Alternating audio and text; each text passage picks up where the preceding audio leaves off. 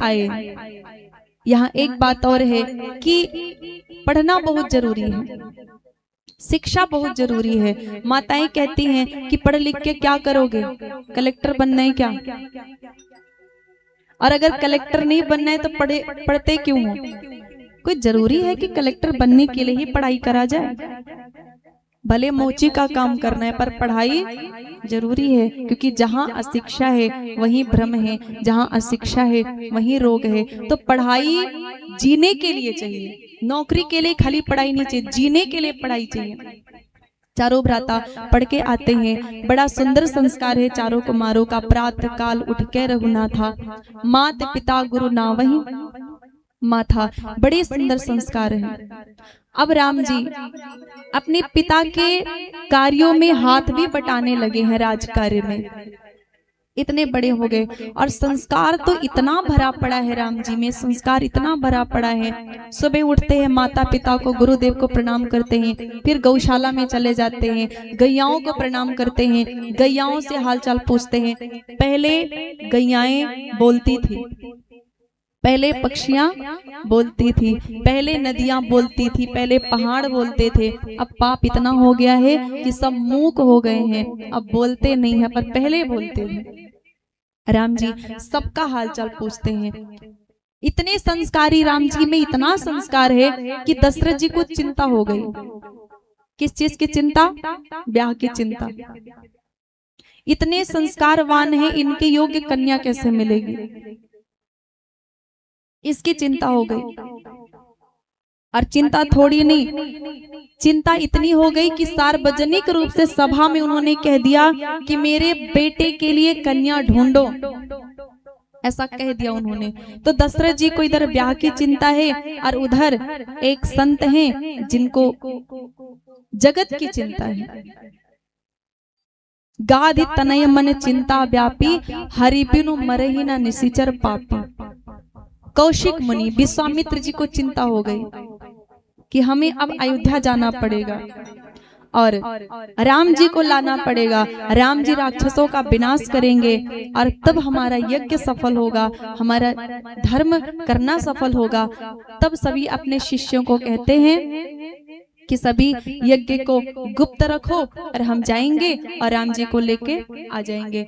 तब विश्वामित्र जी अपने आश्रम से निकलते हैं, उनका आश्रम बक्सर में है, सिद्धाश्रम। वहां से आते हैं और जब सरयू जी में आके अयोध्या पहुंचे तो सरयू जी में उन्होंने स्नान किया, आचमन किया। अब बोलना पड़ेगा जय श्री राम। डुबकी लगाया। क्या विश्वामित्र जी नहा के नहीं निकले थे जो यहाँ नहा रहे हैं? तब बोले नहा के निकले थे, पर तीर्थों की नदियों का, पवित्र नदियों का अपना अलग ही महिमा है कि वहां जाकर के हमें आचमन करना होता है। डुबकी लगाते हैं, हम जल लेकर के सिर पर रखते हैं। लेकिन अब देखो नदियों की स्थिति ऐसी हो गई है जहां आप आचमन नहीं कर सकते। जल एकदम ऐसे काले काले रंग के प्रदूषित हो गया है इतना। तो इसमें हम सबको ध्यान देना चाहिए, पॉलीथीन वगैरह ऐसे नहीं फेंकना चाहिए और कुछ भी मतलब स्वच्छ बनाना चाहिए।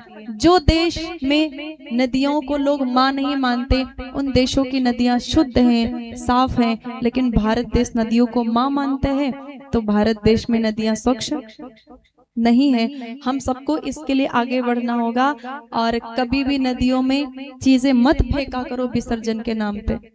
कभी कभी आप धर्म के नाम पर पाप कर देते हो। ग्रंथों का यह तो कहना नहीं है कि आप कुछ भी फेंकाओ। घर में कुछ पड़ा है, फोटो पड़े हैं, रामचरितमानस पड़ा है, कुछ भी पड़े हैं, जाकर के फेंक दिया। क्या पता है आपको कि क्या करा जाता है?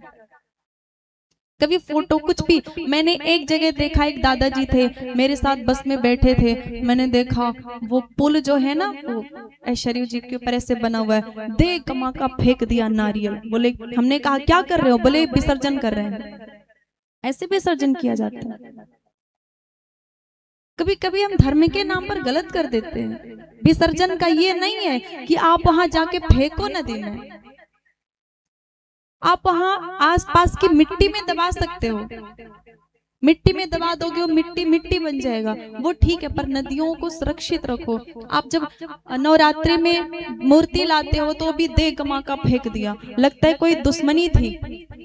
बड़ी बड़ी मूर्ति लाते हैं और विसर्जन कर नहीं पाते तो ऐसे फेंक देते हैं। हम तो कहते हैं दिखावा मत करो, छोटी मूर्ति लाओ, मिट्टी की मूर्ति लाओ। अरे फिर क्या पता चलता है विसर्जन किया उनके हाथ अलग कटे पड़े हैं, बाप रे, देखो तो आपको बहुत बुरा लगेगा। आप नहीं जानते कि उनको वो क्या होता है, बुलडोजर, उसमें भर भर के फेंकते हैं, उन्हीं को फेंकते हैं जिनकी आपने 9 दिन पूजा करी है। क्या आपको अच्छा लगेगा? ऐसे करो, दिखावा मत करो कि हम बड़ी मूर्ति ही ला रहे हैं, आप विसर्जन कर सको, ऐसा हो। हमें ध्यान रखना पड़ेगा, बहुत ध्यान रखना पड़ेगा। और दूसरी बात यह है, नदियों में कभी, पवित्र नदियों में कभी साबुन लगा लगा के मत स्नान करो। कईयों को हमने साइकिल धोते हुए देखा है, वो खुद तो साबुन लगा लगा के नहाएंगे और उसके बाद साइकिल मोटरसाइकिल भी धोएंगे। या भी नहीं, ग्रंथों का क्या कहना है? ग्रंथों का कहना है कि पहले आप स्वच्छ जल में स्नान करो, क्योंकि नदियां तन के मैल को धोने के लिए नहीं, वो मन के मैल को धोने के लिए। तो पहले शुद्ध करो अपने आप को, तब जाके नहाओ। अब बोलिए जय सिया राम। विश्वामित्र जी जब पहुंचे तो आचमन किया, प्रणाम किया सरयू माँ को, और उसके बाद आगे बढ़े। लोगों ने जाना तो ये बात फैल गई कि विश्वामित्र जी आए हैं। दशरथ जी ने सुना विश्वामित्र जी आए हैं तो चिंतित हो गए, वो डर गए, क्योंकि दशरथ जी जानते हैं कि जब राजा हरिश्चंद्र थे तब विश्वामित्र आए थे, और आज जब रामचंद्र हैं तब फिर विश्वामित्र आए। कहीं ऐसा ना हो जो स्थिति हरिश्चंद्र की थी वही रामचंद्र की हो, इसलिए वो चिंतित हो गए। तब वशिष्ठ जी ने उनको समझाया कि ऐसा मत सोचिए आप, कल्याण ही होगा, कोई संकट नहीं है। तब दशरथ जी आए, सभी समाज को लेकर के स्तुति वाचन करते हुए स्वागत किया, अपने सिंहासन पर बिठा दिया, और फिर पूछे कई कारण आगमन तुम्हारा, आपका आगमन किस कारण हुआ है? तब विश्वामित्र जी ने अपनी बात कही। उन्होंने कहा कि हम आए हैं राम और लक्ष्मण को ले जाने।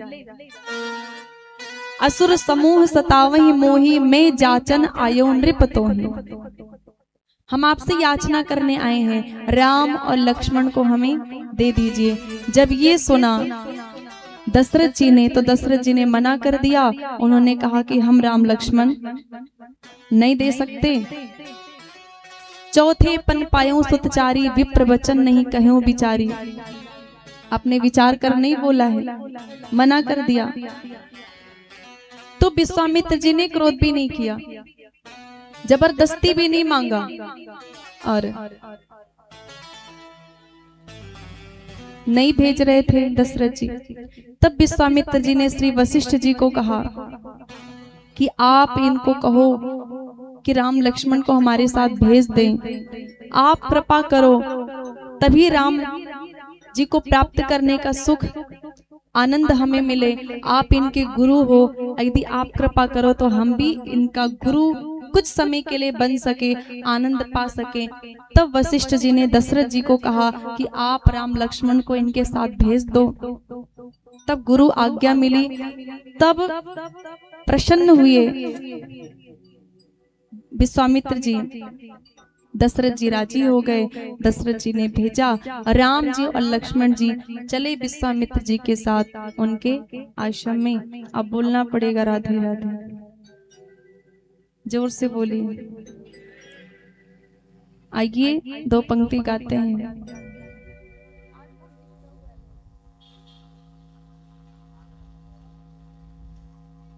श्री रामचंद्र भगवान की जय हो।